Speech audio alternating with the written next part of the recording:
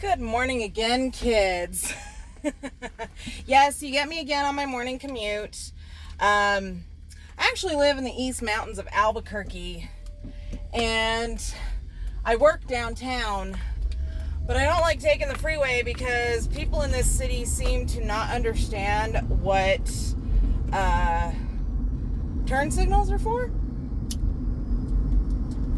And it just, like every fucking day there's yet another goddamn accident, and I'm over it.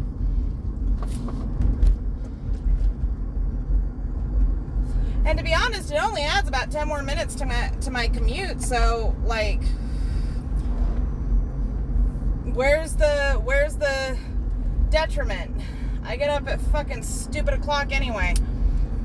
And I mean that. I get up at like 4:30 in the morning to go to the gym.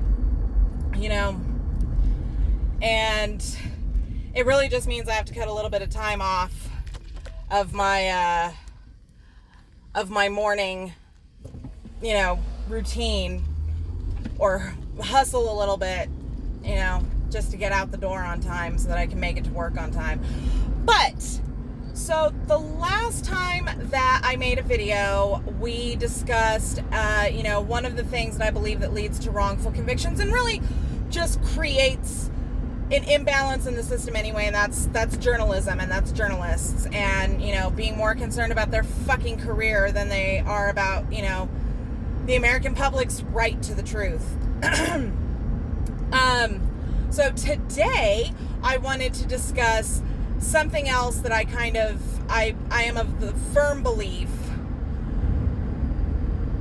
leads directly to wrongful convictions, true, but also just leads to a breakdown in the system as a whole. And that's the thing of the lackadaisical attitude of law enforcement as a whole.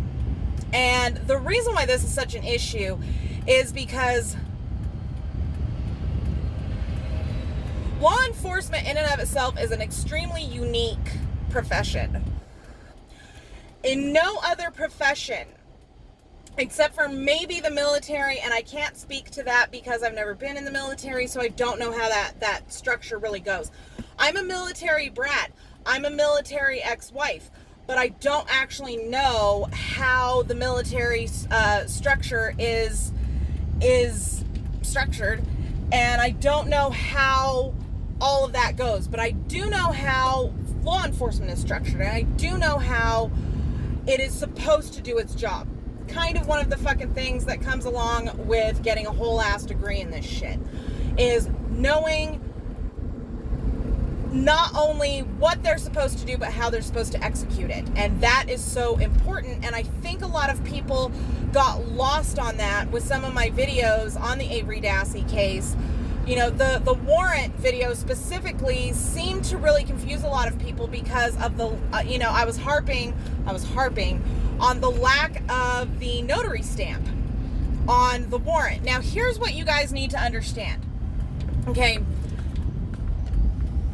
Legal precedence doesn't just apply to how the courts apply the law. Legal precedence literally touches every fucking corner of the judicial system, period. Every single corner of it. Everything from, the investigation of the crime, Mirandizing the suspect, how the interviews are to be conducted, how evidence is to be gathered, how witnesses are to be deposed, how witnesses are to be talked to, right on down to how my job is done, the job of the paralegal, the legal assistant, the receptionist, everything, how the judge has to do his job, all of that. So all of it is informed by legal precedents. And because of that, while laws will vary from state to state, procedure, protocol, specifically when it comes to the investigation of crime, tends to remain pretty static. Just because it's informed by legal precedents, and not just state legal precedents, but federal. So because of that, when you see an instance of a police officer or a detective not following proper protocol, you can best bet your ass that there's a problem. Okay? When it comes to, say, that warrant that I talked about in one of my other videos, don't ask me, you know, if somebody wants to fucking go find it and link it in the comments, that'd be awesome. When it comes to the warrant itself and me harping on the fact that there was no notary stamp, the reason why I harped on that is because technically without that stamp, without that court clerk stamp, it renders the warrant invalid. So anything that was discovered, this is your Fourth Amendment rights, guys. This is some shit that you may want to actually, this is the time to be nitpicky, is when it comes to your Fourth Amendment rights. Is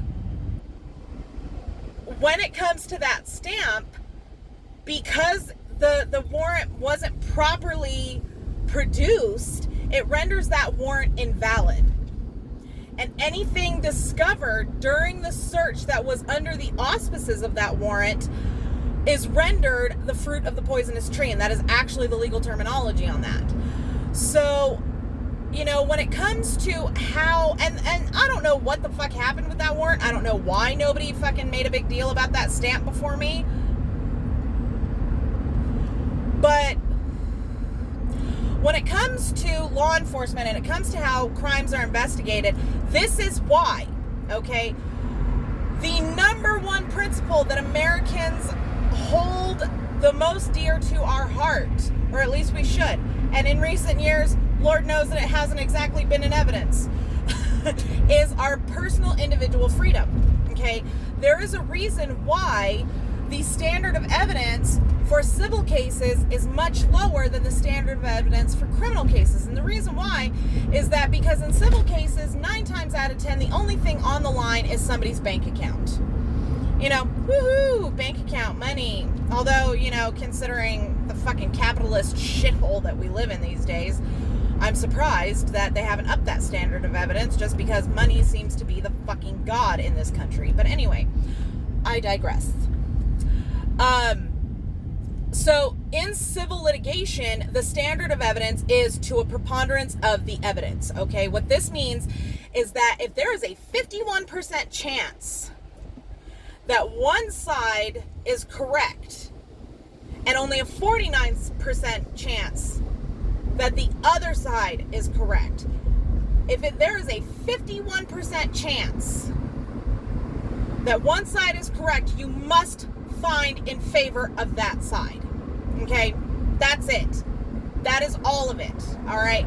But in criminal litigation, in criminal trials, the standard of evidence is beyond a reasonable doubt. And this is a very, very high standard to meet. And the reason why it's a very, very high standard to meet, and the reason why in criminal trials this is the standard of evidence that is required, is because we are talking about the liberty, the actual liberty, the freedom of an American citizen. And in order for the government, which at the end of the day, the court is a part of the government, in order for the government to deprive a citizen of the United States of their freedom, they must have a beyond reasonable doubt. They must have absolute proof of that person's guilt. Okay?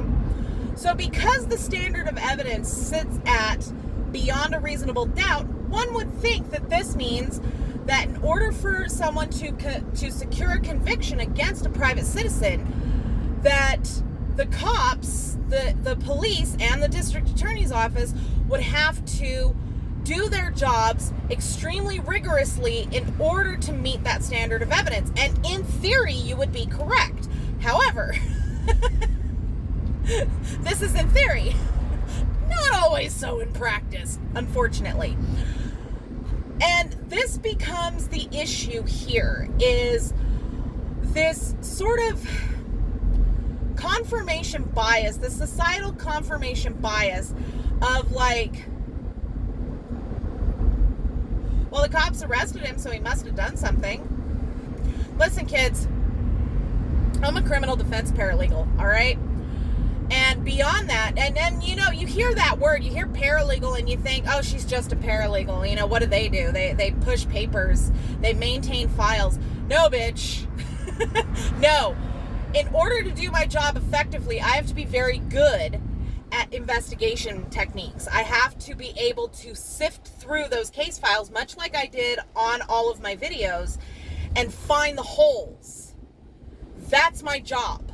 That is literally my job. I have to go through every shred of evidence, every autopsy photo, every crime scene video, every police report, every toxicology report, every autopsy report, every witness statement, everything. Okay?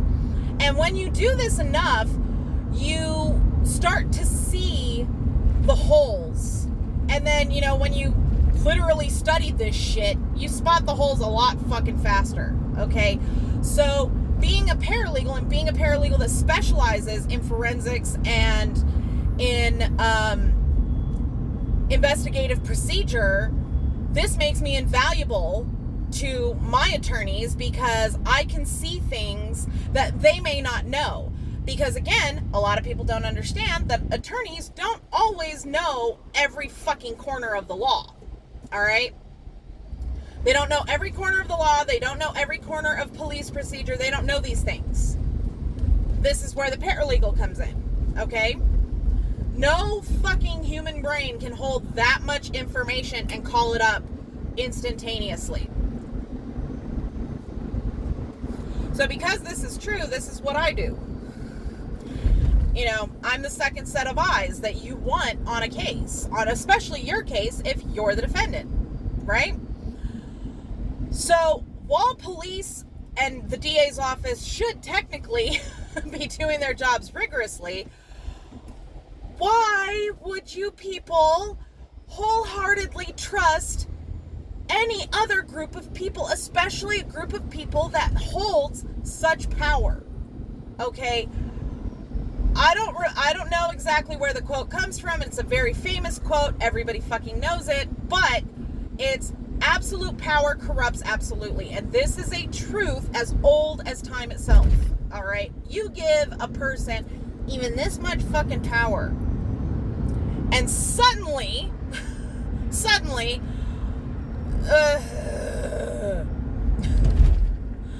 they think their shit don't stink. You know? It's kind of ridiculous. So, don't forget that police have very broad discretion in executing their jobs. In no other profession that I am aware of, or at least can think of off the top of my head at, you know, fucking 8:05 in the morning. In no other profession are the employees, the lower level employees, given such free rein without direct supervision by their supervisors, without direct checking power by their higher ups within a few minutes. All right. Police are very, very unique in this regard. This is not, pardon me, trying to figure, there we go. So because this is true, because they're given such broad discretion, I mean, think about it, dude. You go to work and, you know, your boss isn't looking and you kind of slack off for a minute, right? Like, we all fucking do it. With police, how much more true is that? And just because a person's a detective doesn't mean they have integrity. And this is why we have the issues within the system that we have, is because to become a police officer, look up the requirements to become a police officer in your state. Look them up. Look them up. I have yet to hear of a single precinct in the country that requires any sort of formal education beyond high school in order to apply to the police academy. Never heard of it. Now, I know that in order to become a detective outside of time and rank, which is what it's called, outside of time and rank, in order to become a detective much faster than you normally could, you would have to have a college degree.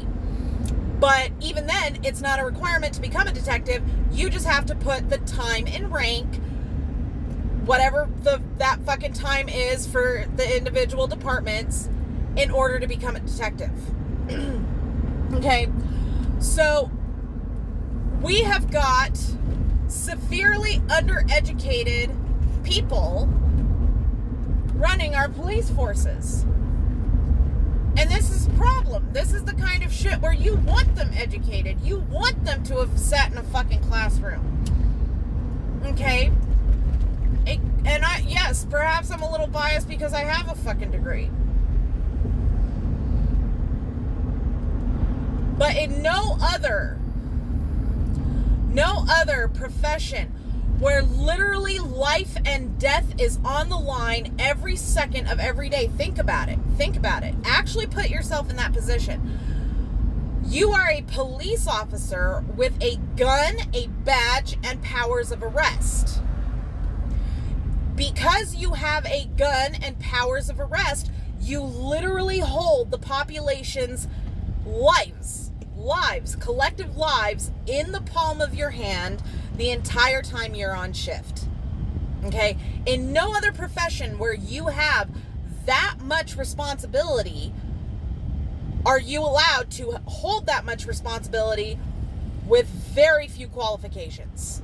And this is a problem because a college education doesn't just teach you the subjects that you study. It teaches you how to think beyond that ingestion and regurgitation version of education that is the American public school system. Okay? In this particular regard, you want your police force to be educated. So my first point is that we need to start reforming the system to the point where our police officers are required to have a secondary education in order to even apply. Okay, point number one. Point number two is that there are a minimum of 15 states that I have been able to find on my own that allow you to work as a police officer, complete with badge, gun, and powers of arrest without ever setting foot in the police academy for up to 2 years post-employment. Okay? Now, is it just me or does that sound an awful lot like how the mafia ran Las Vegas back in the 70s and 80s? Just think about that. Isn't that a kick in the head? I mean, so this becomes a systemic issue. Then you've got these attorneys, these district attorneys, and the main district attorney in your local attorney's office, in your local DA's office, is an elected position. This is a problem because if you notice, and I swear this has got to be a statistical fact, okay? I haven't done any formal research on this, but it's got to be a statistical fact. I have noticed that a good portion of the major wrongful convictions that I have covered, that I have looked into, always happen in an election year. Why do you think that is? Why do you think that is? It's because they care more about keeping their job than they do about the actual dispensation of justice. And let us not forget that justice means truth. It means getting down to brass tacks and finding the truth of the matter. And these district attorneys are more concerned with securing a conviction than they are with finding the truth. And this is a real problem. Because when you have a district attorney who holds the complete power to decide whether or not to charge you, first of all, and second of all, how far to take that charge, and public perception is where their job retention sits, you get a person with unfathomable power under the pressure of public scrutiny. Does that sound like a recipe for fucking fair and just to you? Of course it doesn't. It's vent out.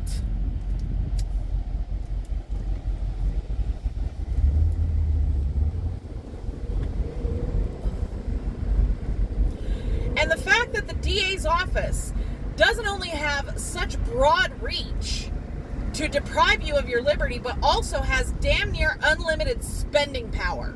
Okay? Think about it. As a private defense paralegal. I see the billing issues that are passed on to our clients because they are on the hook for everything, every paper clip, every staple, every sheet of paper, everything. Okay? We have to charge them for that. The DA's office doesn't have to charge their client because their client is the state. The state just gives them funding. So they have, pardon me,